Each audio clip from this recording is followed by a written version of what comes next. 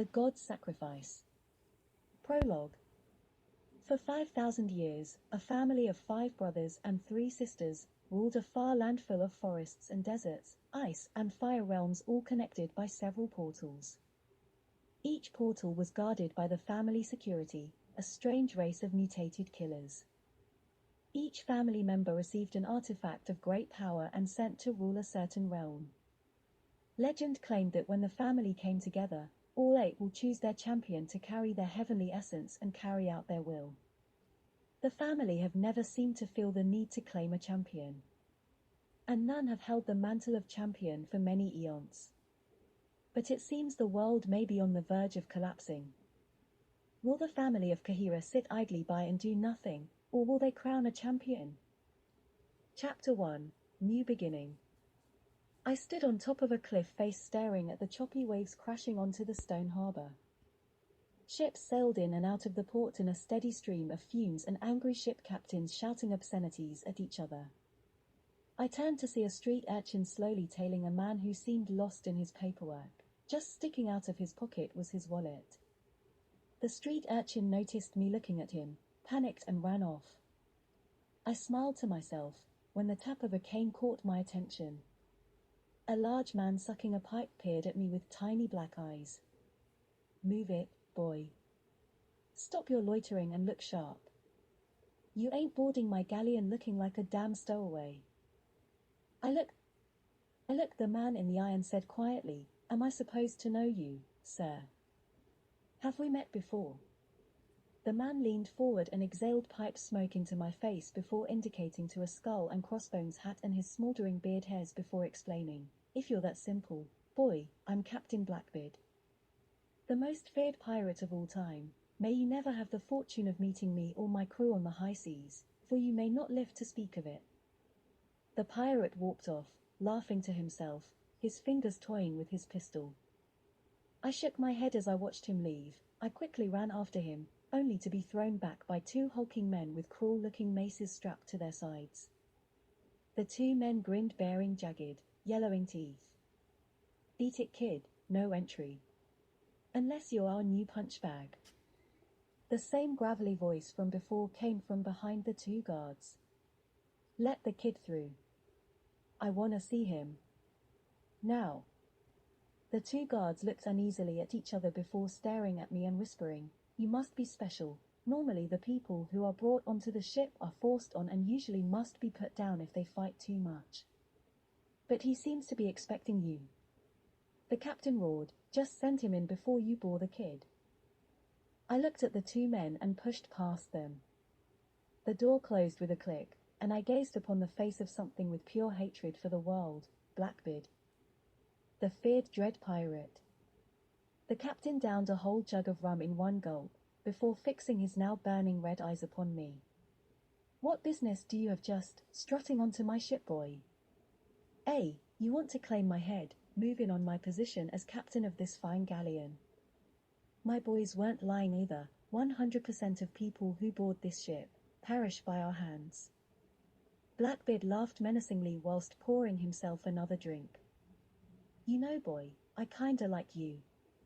You remind me of myself back in my youth. Without a care in the world. You think nothing has consequences. But you will find everything has a consequence, even the best intentions."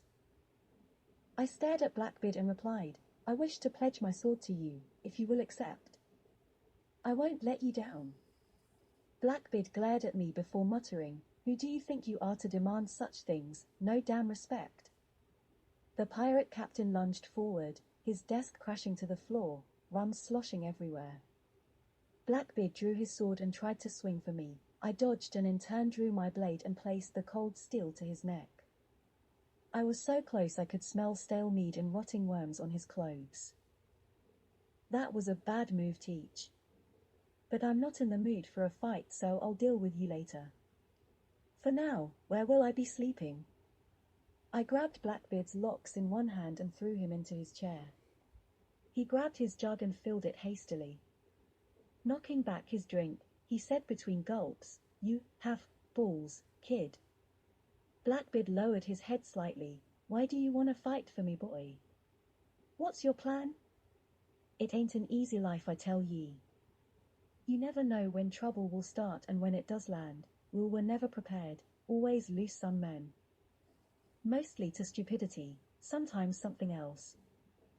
The pirate captain raised his jug to his lips, leaving the rest of his sentence to be complete with one's imagination, took a swig and then to my surprise held out the drink to me. I grasped it in my hand when I heard from behind me, the captain gave him a swig off his drink. I glanced back and the men closed the door quickly. So, Teach, may I call this ship home? Or do you not need any more hands on deck? Blackbeard rose from his chair and strode across his study. He opened the door and shouted up to his first mate, set sail for Kethos.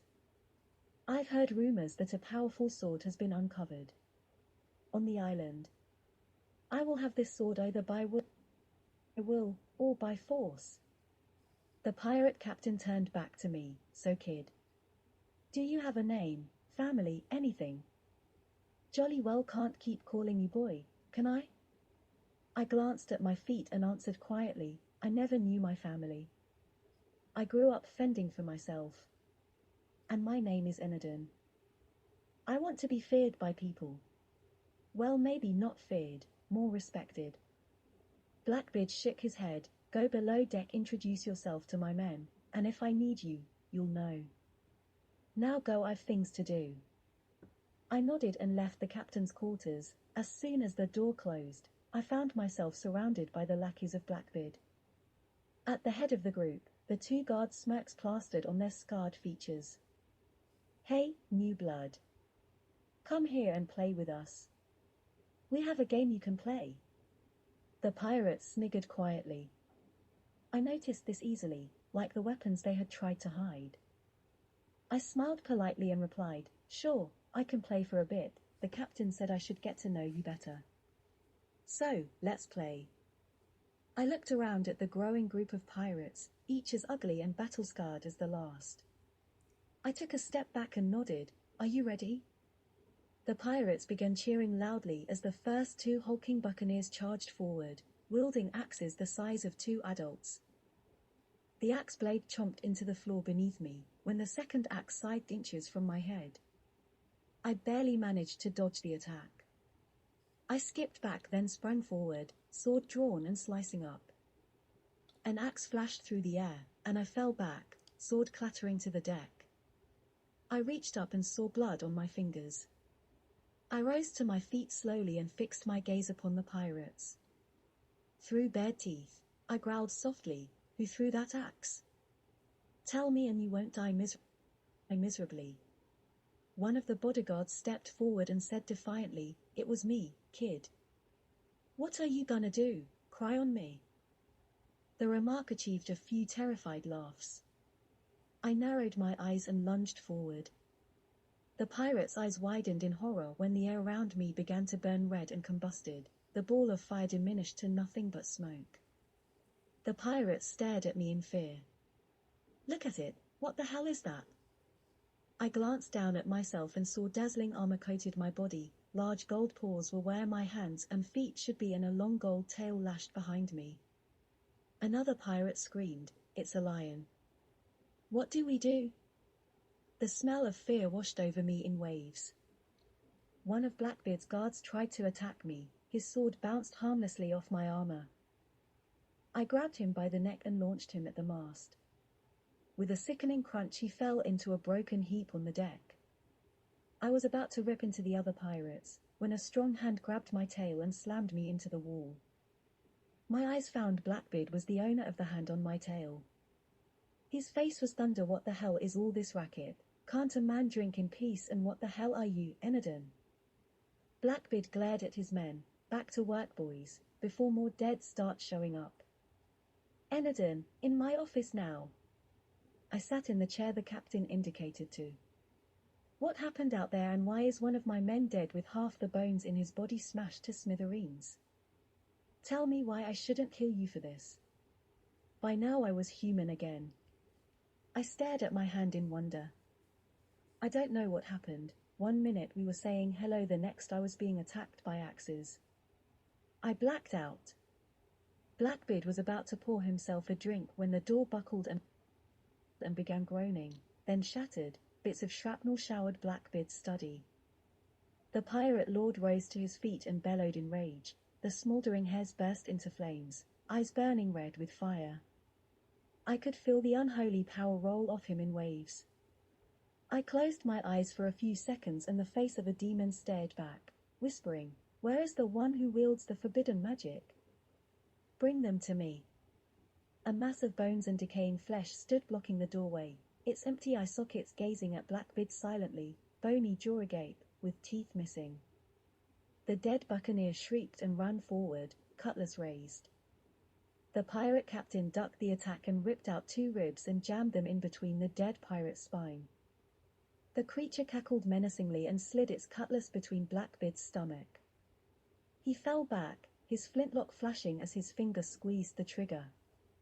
The stray bullet grazed a path across the skull of the dead pirate. The skeleton staggered back and grinned, "Give me the boy, Teach. And you don't die with your men. Give me the boy."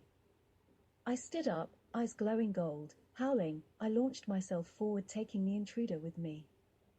I gripped its skull in my paws and began to squeeze. Cracks speared across its skull. "So, you're the one with the forbidden power? And you can't control it?" The skeleton cackled as its skull dissolved into dust. I glanced down and saw the flesh on my arm bubbling from where the skeleton had grabbed me. Blackbeard drew his sword and leveled the point at me. "I'm gonna make a deal with you, boy. Once we reach Kethos, I want you off my ship. Not when things are after you. Are we agreed?" The skeleton struggled to its feet and chuckled. "So you wish to anger the Dread Lord? You won't hand over the prey?" Blackbeard raised his pistol at the skeleton, beard hairs in full flame. "Tell your leader they won't have the boy. Not in my care." Blackbeard fired and as bullet hit bone, the dead pirate screeched as it crumbled into dust. The captain looked at me and wheezed, "Get some sleep, we should be in view of Kethos soon." I gripped the rail to pull myself up, but my energy was gone. Wasted in the fight. Blackbeard walked over and hesitantly helped me to my feet. "If I'm correct, boy, there's a witch doctor on the island. But watch your back out there. It's a dangerous road out there." I smiled weakly. "Thanks, Captain. Thanks for the help." The pirate captain grunted with a ghost of a smile. "Don't push your luck, boy. Bright and early tomorrow. Things to do." I slipped into my hammock and drifted off into troubled sleep. I dreamed that the spawns of hell were swarming the land. Death and destruction followed in their wake. Innocent people killed in savage ways. I awoke in a cold sweat to hear the bellows of the captain. "Reel in the sails, slow the ship. Enadin, get your lazy ass up here." Chop, chop. I squinted in the bright sunlight as I stepped onto the deck. Pirates rushed across the deck cleaning, drinking, and fighting amongst themselves. I spotted Blackbeard speaking heatedly with a small man with spectacles. I noticed Blackbeard's hand gripping his pistol. The pirate captain glanced over and saw me. His expression changed. He pushed the small man aside dismissively and strode over to place a heavy hand on my shoulder. "Enadin, my boy." Impeccable timing, I was just about to shoot some fool. "Anyway, we've arrived. Welcome to Kethos. It's a beautiful little place." I glanced around and saw a bustling village overflowing with laughter. Then I glanced back at the small man who now had 3 men bristling with weapons. The small man shouted, "If you won't listen to reason, then try steel." He clicked his fingers and the 3 thugs leaped forward. Panicking, I jumped in front of Blackbeard, who threw me out of the way. I jumped to my feet to see Blackbeard pull out his pistol and shoot the man point blank in the knee. The small man's knee shattered, and he collapsed screaming on the floor. I crouched down next to the man and whispered, "Where can I find the witch doctor? I need their help." The man looked up through tears, sobbing loudly. "He lives on top of the mountain." I stood up and looked at the mountain. The clouds swirled restlessly above. I could feel an unholy energy coming from the top. I shook my head and walked over to Blackbeard, who by now had incapacitated his assailants. "This is where we part, Captain. If the seas wish us to meet again, until then farewell." Blackbeard stared me down, his expression dark and ominous. He silently sheathed his blade and tucked away his pistol. "I can't say that it's all been pleasant, boy, because I'd be lying. But it's been good meeting you. Find the witch doctor and sort your problems out. I also hear they have an arena, might be worth a look. Good luck on your path, lad. And be careful." We shook hands and parted ways.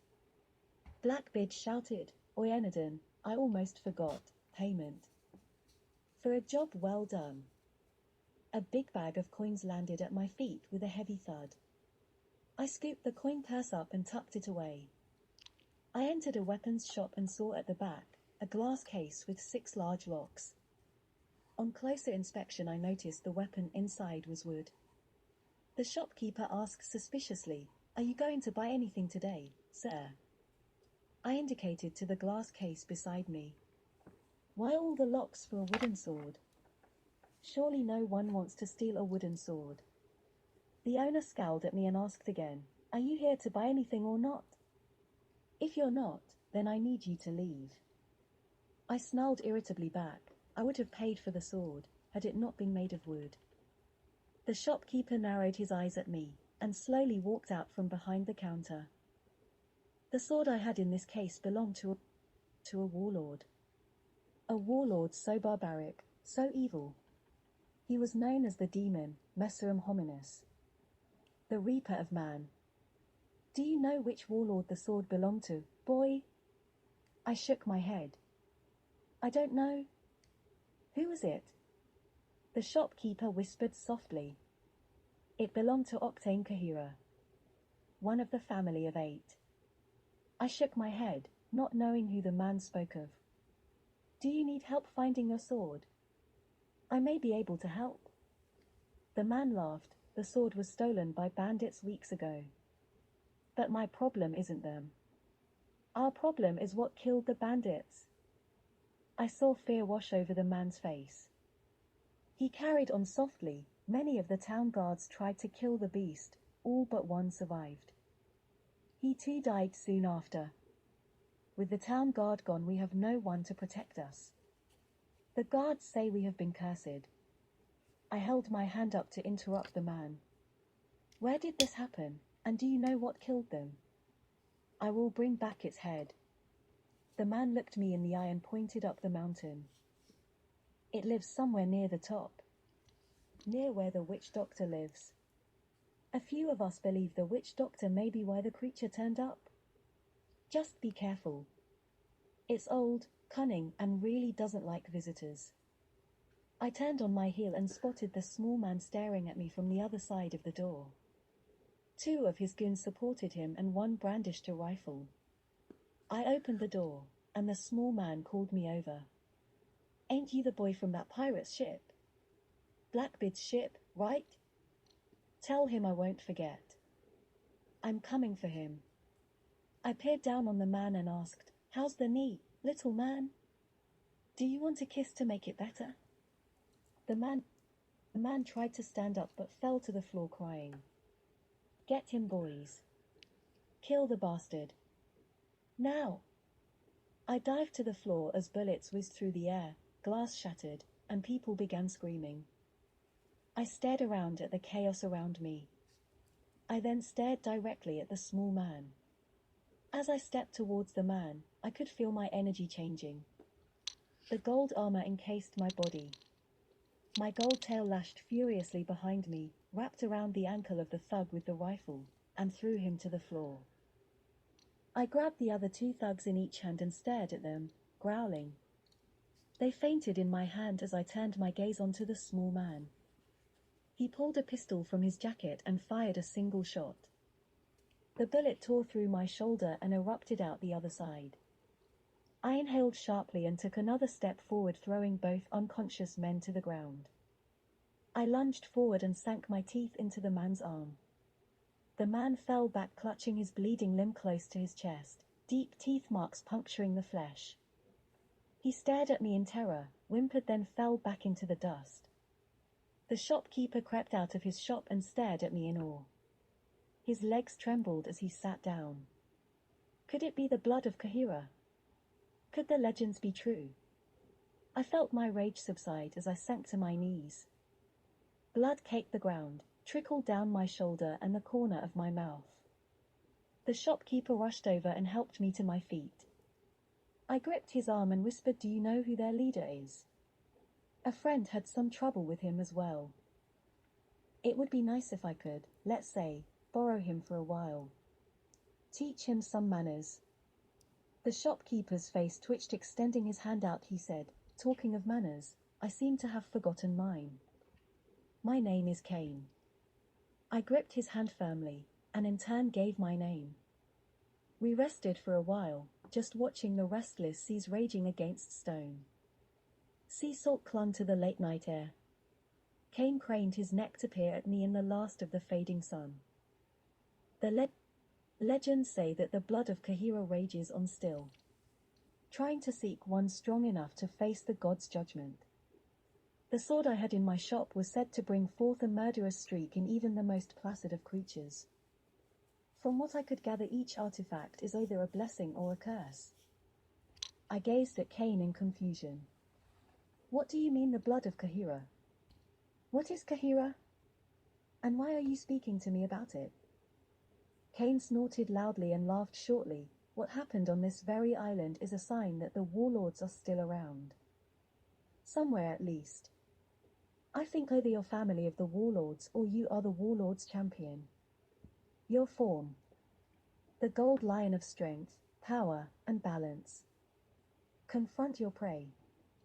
Return victorious and you shall begin your path." I looked towards the mountain and saw the darkness growing restless, writhing and merging with itself. Cain too noticed the clouds and shook his head disapprovingly. "I do believe the old man has noticed your presence.